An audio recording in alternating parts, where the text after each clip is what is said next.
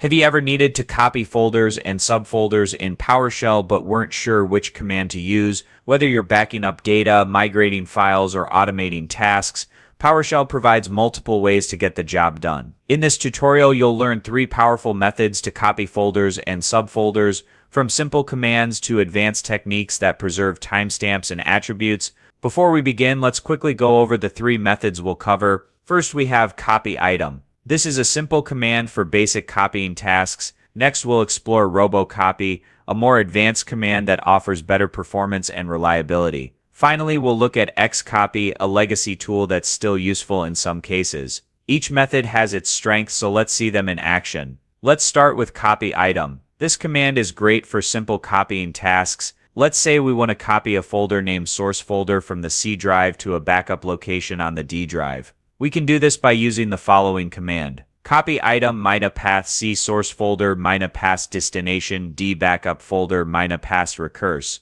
Here's what each part of the command does. Path specifies the source folder, destination sets the target location, recurse ensures that all subfolders and files are copied. However, there are a few limitations. Copy item does not copy empty folders and it doesn't preserve timestamps. If you need more control, Robocopy is a better option. Let's take a look. If you need a more powerful and reliable method, Robocopy is the way to go. Unlike copy item, Robocopy can copy empty folders, preserve timestamps and file attributes, and resume interrupted transfers. Here's an example of how to copy a folder using Robocopy. Robocopy C source folder D backup folder /ECC SOPI day AT /R3/W5. Let's break it down. /E ensures that all subdirectories, including empty ones, are copied. /copy:/DAT preserves timestamps and file attributes. /R:3 sets 3 retry attempts for failed copies.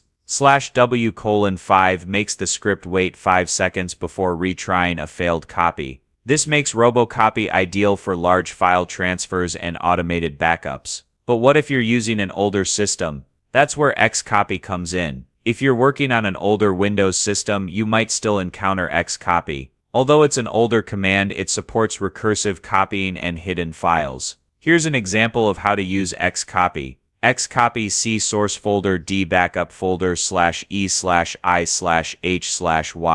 Let's go through the key options. /E copies subdirectories, including empty ones. /I assumes the destination is a folder if it doesn't already exist. /H ensures that hidden and system files are copied. /Y prevents overwrite confirmation prompts, making it easier to automate. While Xcopy still works, Robocopy is usually the better choice for modern Windows systems. Sometimes you might run into permission errors when copying files. To fix this, try running PowerShell as an administrator. For example, let's say we encounter an access denied error. We can run PowerShell as an administrator to overwrite protected files with this command. This forces PowerShell to overwrite protected files when needed.